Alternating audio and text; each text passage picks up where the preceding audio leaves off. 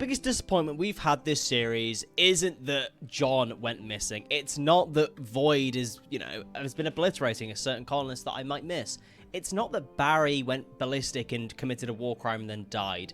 It's Hickory. It's Hickory. Hickory is the saddest thing this series, and yes, he has got sad eyes, but it's not any of that.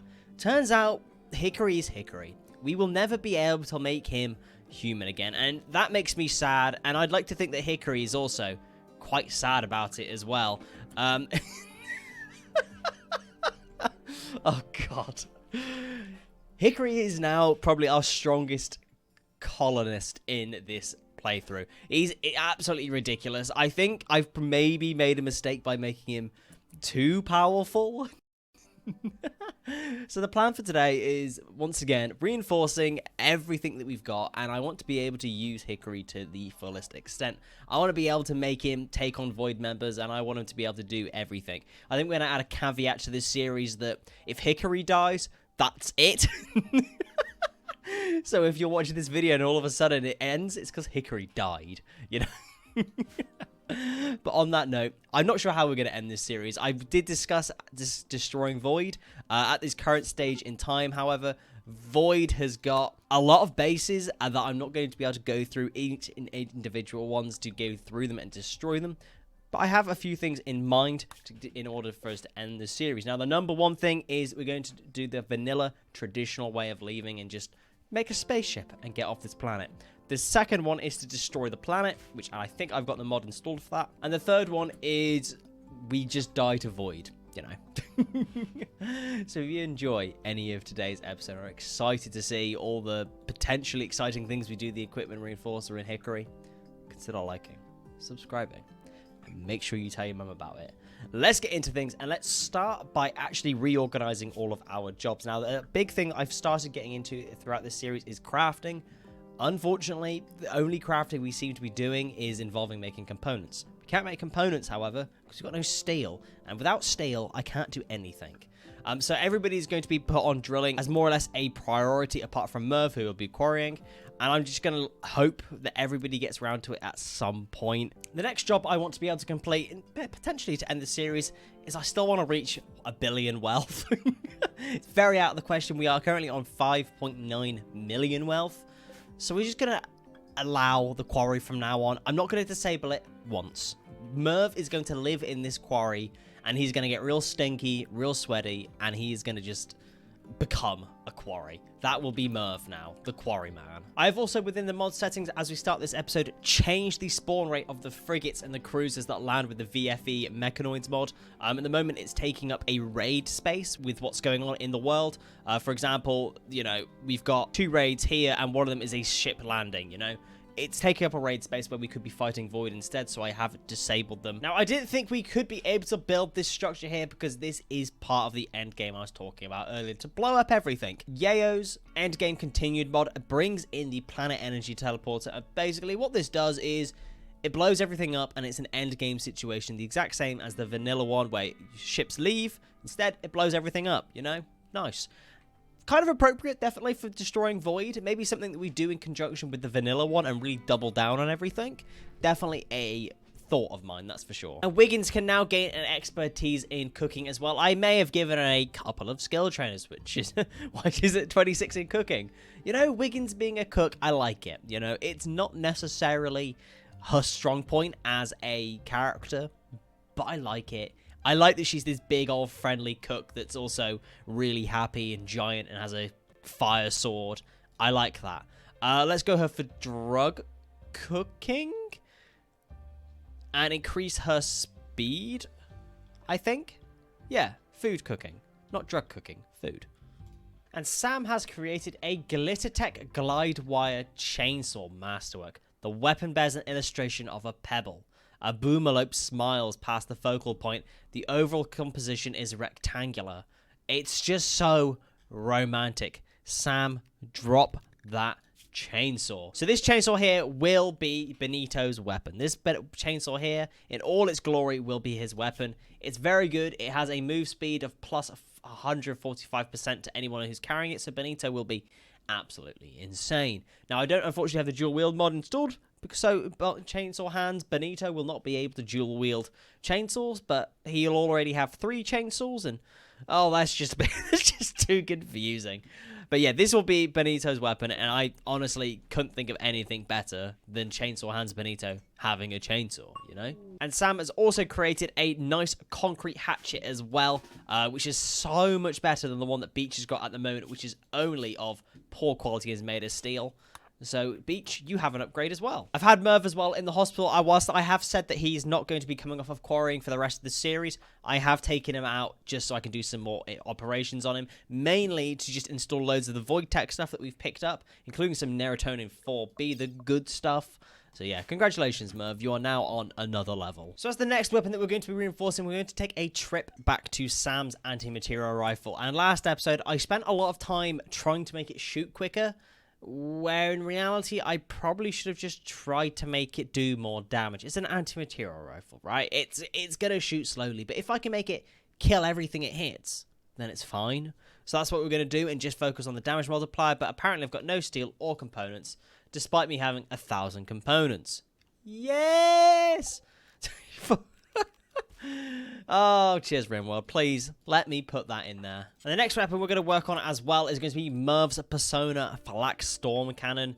You know, the one that explodes miners and miners explode with... Oh, God. Jesus. This one, however, it takes to reinforce just another Persona Flak Storm. Okay, well, I'm not going to then do that then because that's not something I really want to have to get into to make more and more of them. So I guess we'll do Tuna next and see how much it takes to upgrade a Cryo Katana. So Cryo Katana takes us steel, plasteel, advanced components, and chem fuel. That is expensive. Okay, maybe we won't do that for the time being because that is really expensive.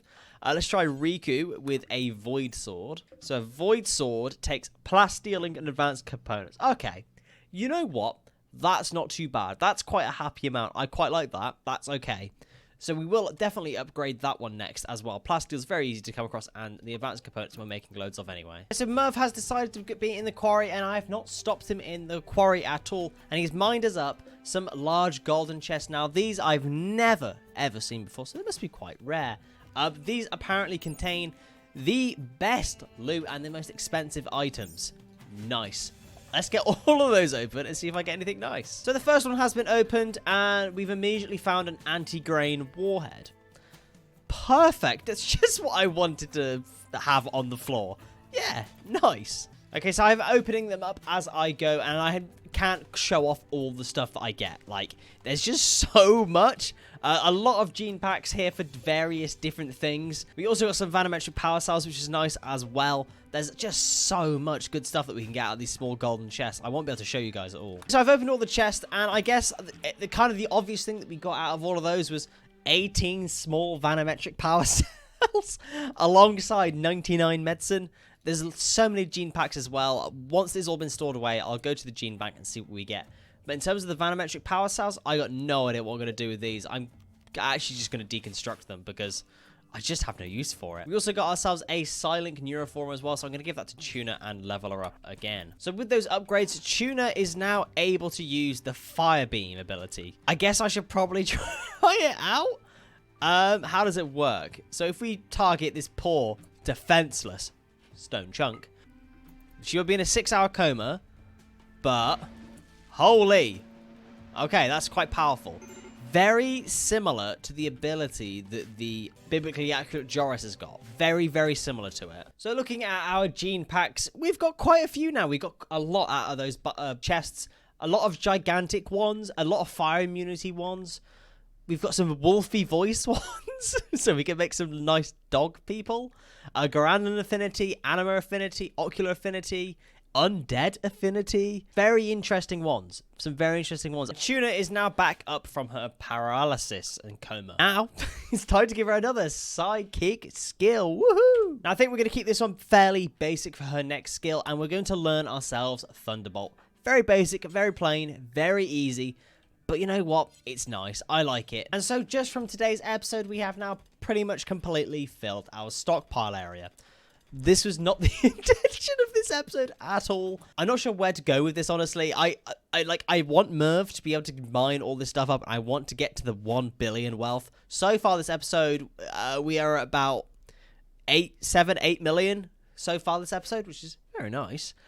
But it's going to take so much stuff in order to accumulate all this wealth all at once. And I just don't think it's necessarily worth it in terms of what we're getting. I think we'd end up making more wealth by just filling people with bionics. So I know I said I wanted Merv to be doing this all the time. I am going to forbid it. No, I'm not. No, I can't lie to you guys. I can't just tease you with 1 billion wealth.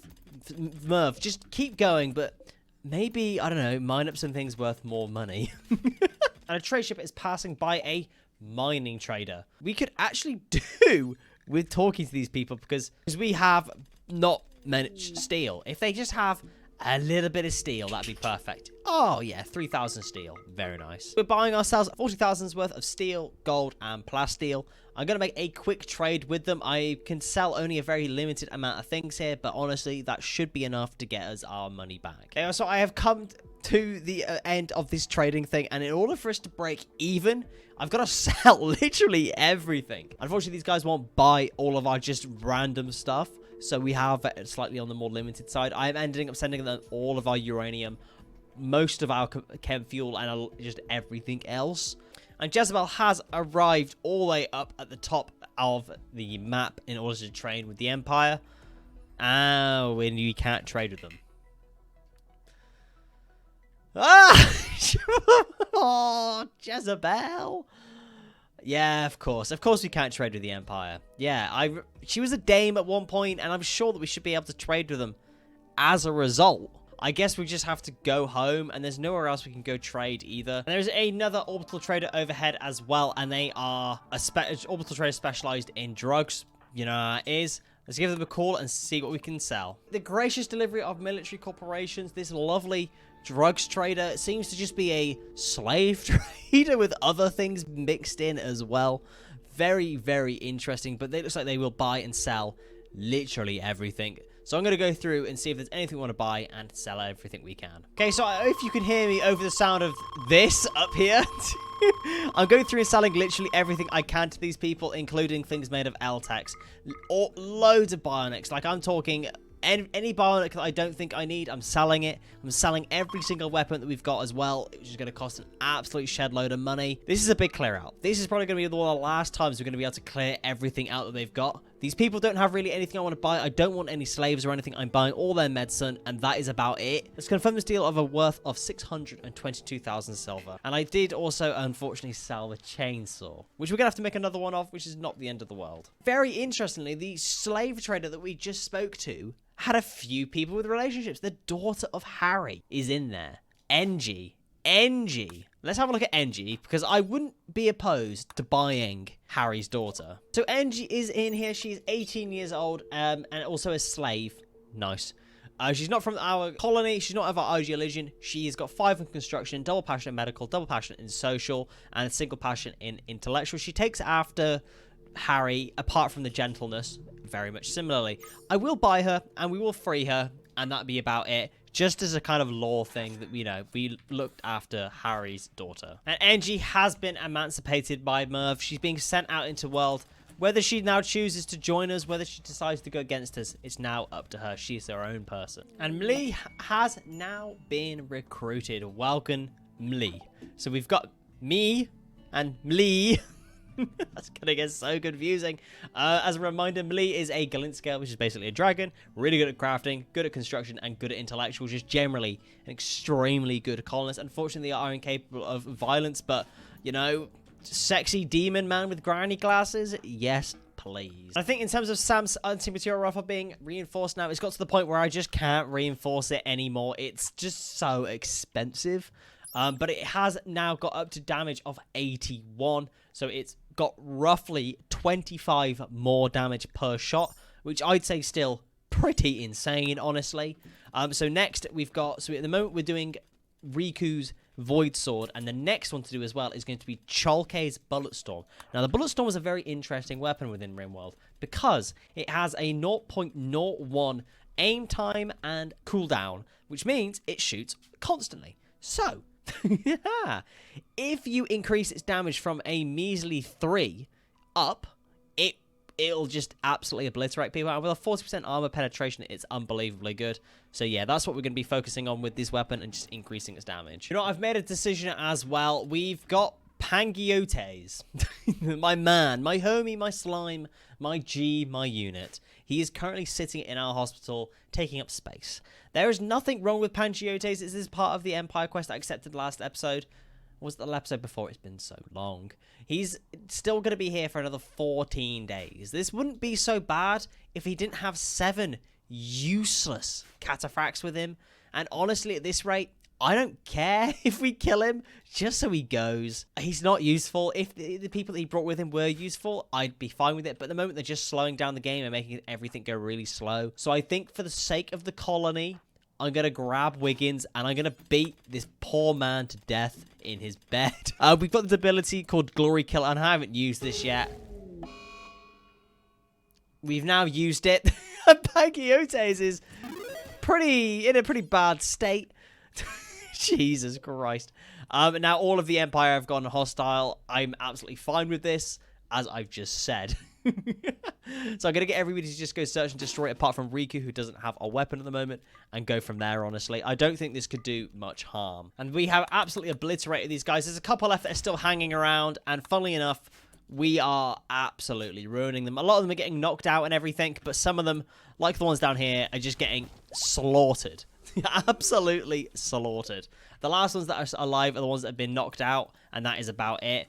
They've all been obliterated by our guys. And we now hopefully should get a few more ticks per second and FPS back from our game as well, because we have slightly less things on the map, which is fantastic. So I guess as a result of that, we're probably now hostile with the Empire. I kind of assumed that we would be anyway, and seeing as they didn't let us trade at their outpost, I don't actually care. You know, they probably should have just been nicer to me in the first place, and I wouldn't have minded. But now we're out here beating their cataphracts to death with a Barrett 50 cal. You know what, Sam? Stand back. This is Hickory's job. Hickory, beat that man to death. Oh, Hickory loves it. Maybe this will be the first thing that makes him happy in his life. I think, unfortunately, however, Hickory isn't actually that powerful, so this is taking a very long time. Good job, Hickory. Congratulations. Your first kill. And Merv has now got to the point in which he has nearly filled our mining room. There's at least half of this room has been filled with just items. We just cannot keep up with the rate in which Merv is mining. It's now leaking out. I just can't believe it. And I think we have unfortunately run out of time for today's episode. And unfortunately, once again, it's been a very sort of uneventful episode. But I think I now know how I want to end this series, and I think we can start on that next episode. So I think next time we are going to be just sort of going to continue with the equipment reinforcing as best as we can. I'm going to move around people again, and now that Benito's back, I'm going to put him on full-time research so we can catch up with everything.